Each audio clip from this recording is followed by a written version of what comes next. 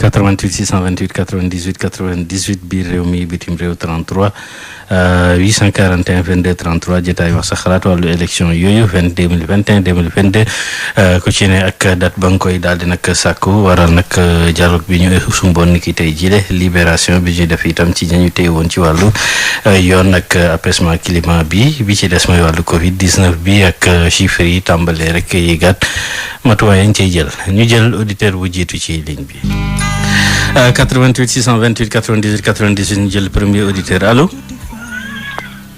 salaamaaleykum. allo salaamaaleykum. waaleykum salaam sëñ bi. si defam. waaw. waaw kii de Lom For lañ ko wax dëkk fii ci Kaolack. waaw ñu ngi lay nuyu ak waa Kaolack. waaw ñu ngi leen di ziar la ñaan jàmm xaalis bëri. waaw kay yow it nga am ko. ñaan suñu borom boole ñu ko defal. amiin waaw. waaw di wax ne di ma mën a xam daal wax ko ci dialogue bi ma dégg moom. dialogue moom lan moo ko empêché ba du am. ba bu fekkee dafa mel ne dialogue politique la ñuy wax ci politicien rek lay concerné mais bu fekkoon ne dialogue national day concerné réew mi yëpp. nga yëg ne dialogue boobu ñuy wax jafe-jafe askanu Sénégal dañ ko ci waxaale mais dialogue bi yëpp ay calendrier électoral rek la ñuy wax te ba léegi duñ ko respecté. kon dafa mel ne comprendre luñu ne élection politiciens yi moomuñu ko askanu Sénégal wi tànn di changé ak a changé waa di leen neex ak leen naqar ñoo ko moom. mais ñu bu fekkoon ne suñu autorités yi yëg nañ ne ñi jiite duñ ay bàyyi ma duñ ay jaayil kon dañ leen respecté ndax bëgg na ñoom ñu respecté leen ñoom autorités yi kon loolu adama na suñu kilifa yi dellusiwaat respecté ñi nga xam ne ñoom ñoo ñu jiite. bu ko defee ñooñu ñu delloo leen cër bi. loolu mooy tax Sénégal mën a yegg fu mu war a yegg. adama waaw. yàlla ñu yàlla jubal ma ñu ay njiit yu jub waaye suñu dirigeants yi pare guñ pour Sénégal. jërëjëf. ok loolu di jàngatam ñu xaar keneen jël ko ci ligne bi ñu woy ci ponk wax sa xalaat yooyu la biir réew mi ak bitim réew 88 628 98 98. ki la jox nga lekk bëggul nga dee jàpp naa dootuma bàyyi.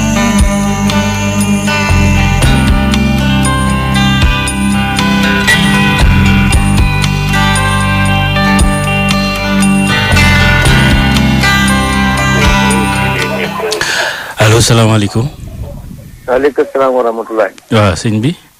sëñ bi ñu ngi leen a ñaanal yàlla. ñu ngi lay ñaanal yàlla. yàlla may leen tawfiq ak barke. ok. sàmm leen sàmm képp kuy woote. ok. te képp kuy woote ndeg yàlla yonent bi ñuy wax li ngeen di jàmm gannaaw jàmm rek la nit ñi bëgg. yal na yàlla doole jàmm. waaw. ñun ñi nga xam ne ñoo pare gouvernement bi ndeg yàlla yonent bi ku ci waxat sa xalaat bu ñu def ne góor gi dëkk ci dëkk Touba xam nga xaas nit daay wax jàmm. déet sëñ bi bàyyil xaas loolu xalaatam lay joxe rek bu waxul lu waxul rek dañ ko arrêté waa waaw ñu jël keneen Pape Lay bu ñu tudd kenn ci jataay bi ku ci nee na joxe xalaatam buy itam après à la raison mu def ko ci façon boo xam ne ñëpp mën nañ ci gis seen bopp te du lim keneen ci ligne bi ñu jël ko allo salaamaaleykum waaw. waaw salaamaaleykum. waaleykum salaam waaw. allo ñu ngi ziar moom la Gassama. Gassama ñu ngi lay nuyu. na ko jaamu ji. waaw. moom Adama de li may wax mooy état bi foofu mu teg tànkam na ko def.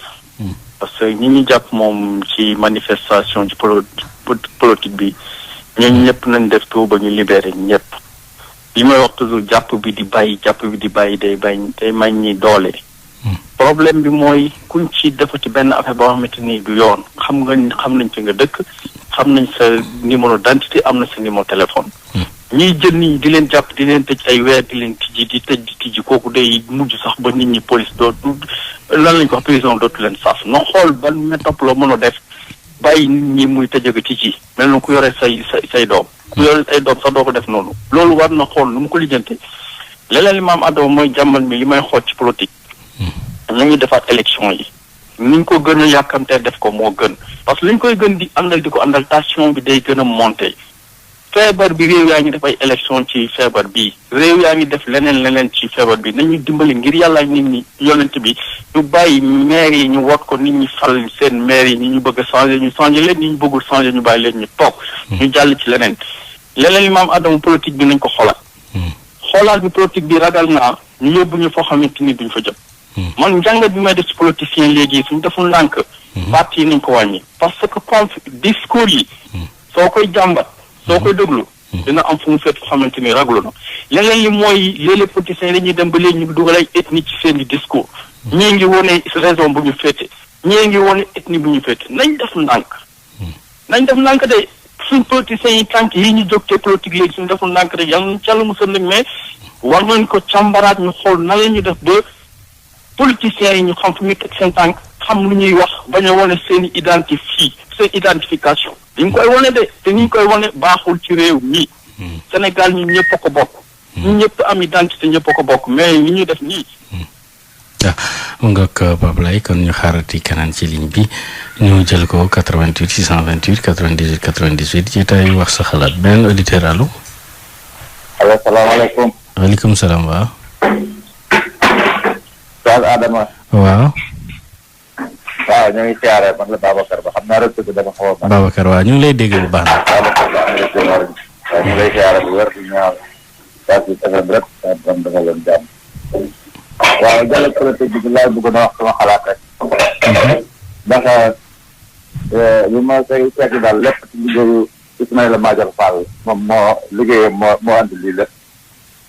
waaw nguur nag boo si nekkee toujours da ngay xool loo xamante ni lu jaarul la boo koy def ndax ñu fiy def parrainage du ko fi appliqué ñu bëri waxoon nañ ne parrainage bi teguñ ko si yoon kon moo andi coow li lépp moo ko andi man moom lay joxoñ baaraamu tuuma première waaw mais comme xas na demee nii moom nañ ko changé carte d'identité yeeg lépp loo xamante ni lu andi coow ëllëg la ñu taxaw ñu defar ko ba mu baax ba kenn dootu ko am droit pour laal waaw bu loolu dalee tam soxna yi ma dégg ñu wax ci affaire xale yi mooy jigéen ñi nañ xeexal jigéen ñi parce que xale yi ci mbedd mi du jigéen ñi ñoo ko fi yóbbu du sëriñ daara yi ñoo ko fi yóbbu góor ñi nga xam ne dañuy tekk jabar am na ñoom juróomi doom fukki doom fase jabar yi fase doom yi doo toppatoo doom yi seen yaay di leen mën a yor foog ñu taxawaalu ci mbedd mi te état bàyyoo leen xel foog ñu taxawaalu ci mbedd mi xale boo ko defalee bulletin de naissance war nga koy mën état war na koy mën a surveiller ba xam ci lan lay nekk. Babacar. waaye buñ la xasee defal. allo Babacar nga topp ko di nga surveiller loolu dañ ko teg. allo waaw xale yi moom xam naa da ngay bàyyi ba samedi parce que bokkul woon ci ponk yi tey. waaw kon maa ngi koy jégalu waaw. ok amul solo. man daal kii bi daal dialogue politique bi daal Ismaïla Madior Fall daal laa wax baaraamu tuuma. lépp ci liggéeyam la. baax na. waaw lu mu xalaat nag ba xam ne nii bu ko defee. lépp jaar yoon na ko xelal njiitu réew mi bu ko defee bokk ci dialogue bi pour ñu delluwaat ñu meloon nga xam ne processus bi fi nekkoon moo fi nekk Abdoulaye Wade jaaree fi Abdou Diouf jaaree fi ba ci Macky Sall faloo fi nañ ko. mu ngoog Pape Laye kon ñu daal di xaar keneen jël ko ci ligne bi 88 628 98 98 beneen auditeur allo. allo asalaamaaleykum. waaleykum salaam wa. allo ñu ngi lay dégg bu baax. asalaamaaleykum. waaleykum salaam wa rahmatulah. allo.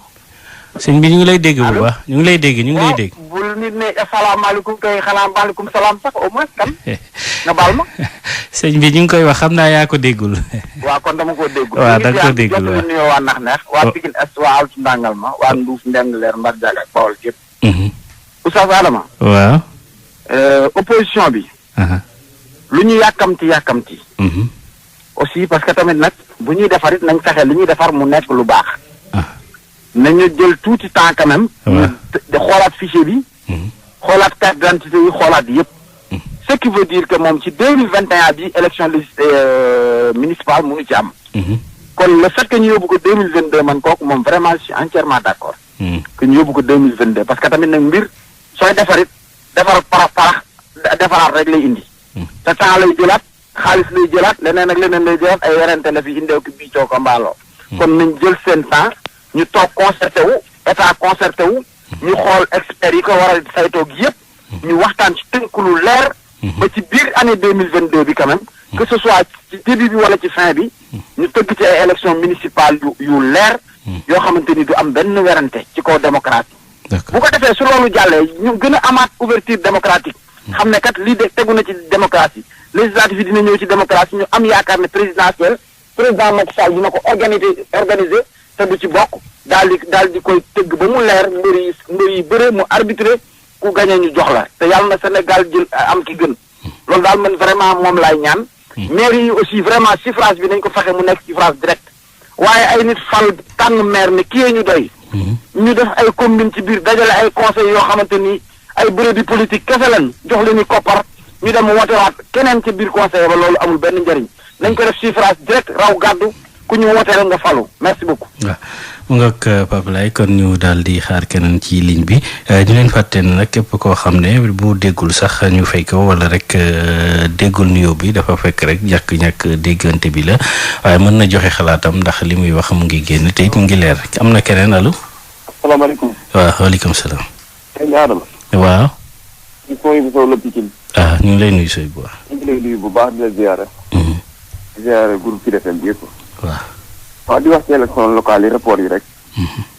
waaw ginnaaw dañoo jógoon ci élection présidentielle. waaw l'opposition bépp taxaw ni fichier bi baaxul.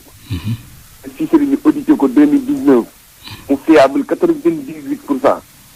ñoo ñëwaat ni baaxul. loolu njëkk a ba dialogue ba njëkk a woote loolu njëkk a wax. dinañu seetaat affaire yi.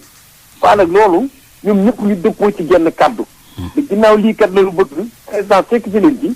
xanu ko def ñu d'accord ci ba pare.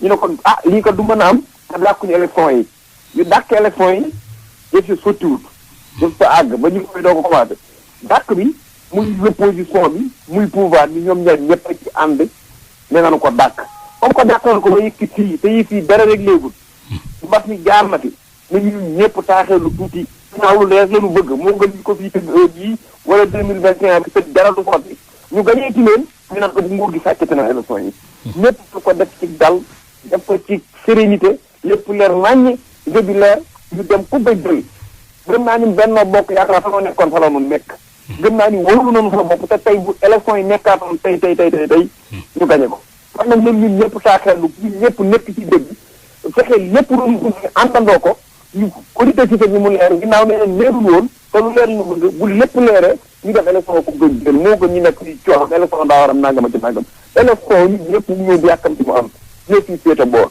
dañu bàyyi yenn wax yee jënd ci te àndandoo liggéey suñu réew mi élection rek réew mënuñoo koy suba ba ngoon te def ay élection rek élection dañu ànd ak dal ànd ak sérénité xam ni réew mi ñun ñëpp ko bokk wàññi xasa yi wàññi wax yi ëpp na fii ni kenn tos dara ndax wax rek tij nañ diw jàpp nañ diw libéré nañ diw def troisième mandat loolu yëpp yëgagul jët dañu ànd ak dal liggéey suñu réew mi wuti liggéey suñu réew mi jàmm nañ ñooy jërëjëf. ok ñu xaar keneen ci ligne bi Pape Laye 88 628 98 98 bi réew mi bitim réew 33 841 22 33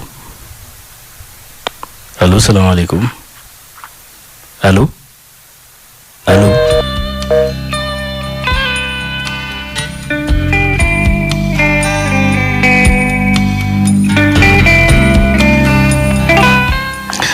allo salaamaaleykum allo. allo waaw. asalaamaaleykum. waaleykum salaam wa rahmatullah. yow sax ñu ngi lay nuyu rajo waa Sénégal yëpp. ñu ngi lay fay. ñoo ñaan ak jàmm salaam ak xewal. bu kay. bon man de li ma bëggoon a njëkk a wax comme li Chérif wax sànq. man daal li ma jaaxal mooy président Macky Sall bu fekkee ne moom lépp loo xam ne lii mooy defar li tax Sénégal jëm kanam.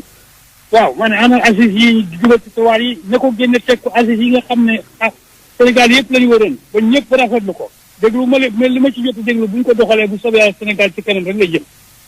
ana assises yooyu nañ ko génne dugg teg ko ci ko taabal ji waaye di dajale ay mbooloo ak xaalis yi ñu cee ñàkk ak jamono bi nga xam ne sakkanal moo war a am sakkanal la war a woote ci lépp lu mën a doon luy sakkanal mais jël affaire yooyu dugal ko ci tiroir yi ba pare. créé waat si benn ci Mokhtar Mbow créé waat benn te waroon surtout bi Mokhtar Mbow defoon sax mënoon na koo teg au moins sigil ko ëllëg mu nekk ci kiyam ci kanamam mu nekk lii kat moom moo ko tëraloon président bi doxal ko ci kanamam mu gën a rafet waaye li nga xam ne Sénégalais yi dañoo jëloon wër Sénégal yëpp doxal ko wër Sénégal ba Sénégalais yi rafetlu ko ci jël ko tugal ko ci tuwaal yi beneen ndaje lan lañ ci mën a tëralaat lu gën loola lan amul lu gën loolu luñ koy tëralaat amul loolu lañ war a def buñ bëggee dëgg réew mi jëm kanam bu fekkee dafa am loo xam ne lii arrangé wu leen moom kooku moom beneen affaire la waaye bu luy doxal Sénégal rek di defar Sénégal nga xam ne buñ ko tegee doxal ko bu soobee yàlla Sénégal ci kaw lay dem ci kanam lay dem incha allah nañ dox la waaye di dajale ay nit sa waaye temps yi ñu koy dafa xaalis ba yàqan temps kii demee noonu loolu moom kenn xamul lan lay nuru daal kenn xamul lu mu nuru te loolu daal président bi war naa changé waat doxalinam ci wàllu woowu. waaw war na changé waat doxalinam bu ñu bëggee réew mi jëm kanam te bàyyi affaire politiciens yi ñu ciy dugal. loolu rek la waaye du leneen. d'accord nañ génne li ñuy dugal ci tuwaal yi luñ voté ba pare du teg ko sa waay luy jëmee réew mi kanam dugal ko tuwaal yi amul sens. dañ bàyyi loolu. ok Papa Laye kon ñu dem rek bu fekkee waxtu yi may nañu ko ñu daal di xaar kenn ci ligne bi ñu jël ko 88 allo. allo. allo waaw. Oustaz Adama. waaw. xam naa retour bi de xaw naa de. waaw day xaw a kii mais mën nañu rek joxe xalaat. maa ngi lay ziar di ziar waa Sud FM yëpp. ok man la Alaaji Xaaye Guèye di wootee fii Thiaroye-sur-Mer. maa ngi nuyu nag waa Daaru Guèye ak Njéen Làkk. ak waa Dencaadi ak Tegere ak Kër Lay Fa Mbay.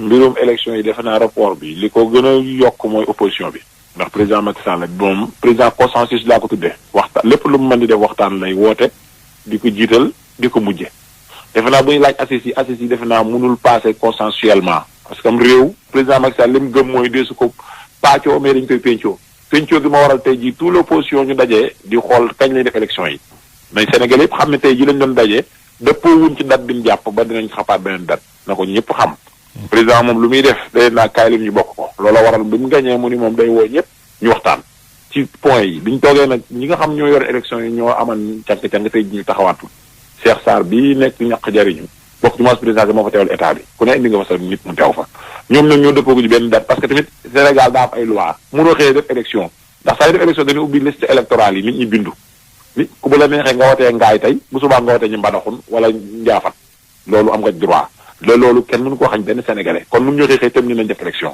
te loolu di nga ko def avant 6 mois élection yi foog sénégalais xam ko beneen biir am na ñoo xam te balaa élection yi dinañ am 18 ans te dañoo am droit wote ñooñu foog ñu bind leen ñu bokk ci liste bi te liste bi opposition moo ne woon fichier bi baaxul ñu koy càmbar nañ xaar bu pare yaakam dem dëgg nag yaakamti dem dëgg dem dëgg yóbbu yaakamti dem pays yóbbu dëgg gën wala bokk yaay bi ñu bokk ñun bu defee élection suba ñu jëlaat commune yi ndax président Macky Sall ñu wóolu mi ngi liggéey Sénégal te mi ngi defal nit ñi liñ bëgg mooy jël réew mi teg ko ci siraatal mustaqiim di liggéey normal Sénégal yi gis seen bopp ku ci gis sa bopp rek da nga nangu liggéey wala wala nga am problème conscience président Macky Sall nag moom la fi yàlla teg comme naqari yàlla na ko yàlla jàppale wasalaam. ñu daal di nag jëliwaat keneen Pape Laye allo.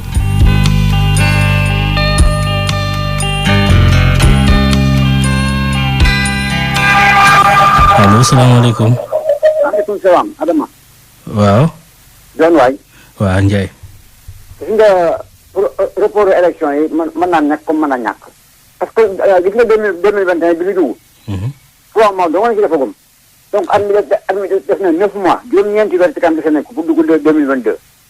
9 mois yi dama yaakaar ne war nañ ci mën a auditer fichier bi.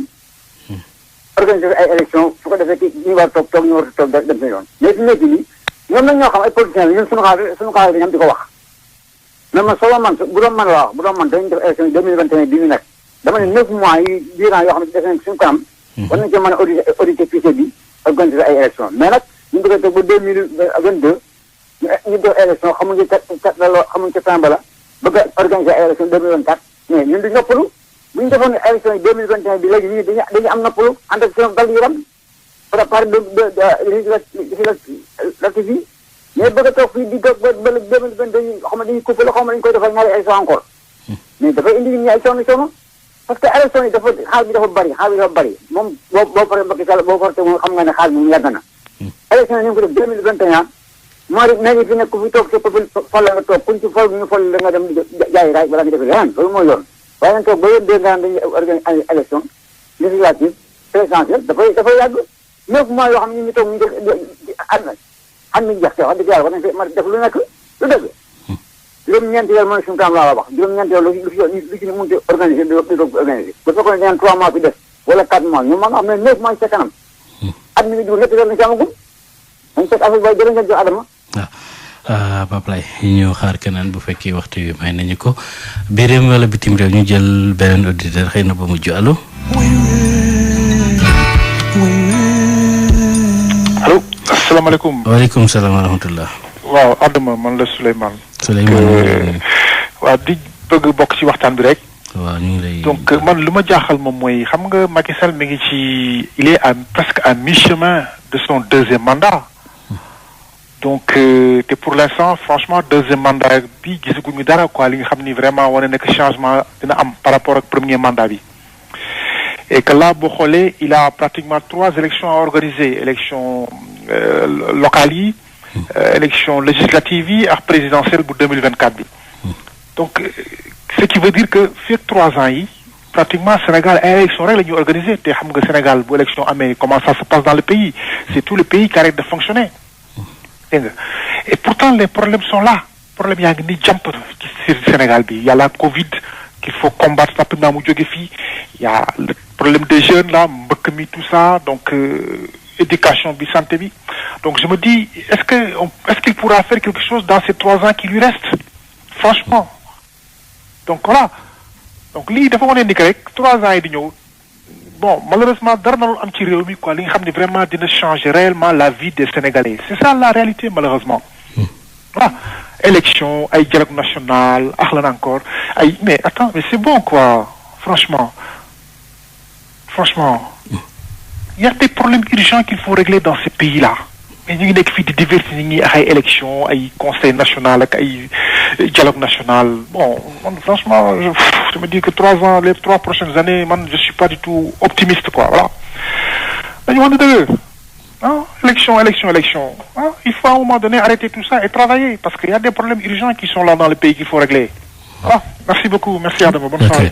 jërëjëf Souleymane Pape Laye dafa mel ni waxtu yi dab nañu kon ñu daal di ko fi yemale diggante leen daje kàttanu suñu borom yeneen i jotaayu xibaar jéggale ci ñu desoon ci ligne bi Sud Fiscalité buñ ca noppee 22h ak Marie Rosalie Ndiaye Pape Laye ji jaajëfal ko bu baax moo fare woon ci sottandikukaay bi mu ci biti ak jàmm biir gudd fan ak wér-wér la am ak fan ak fekkee.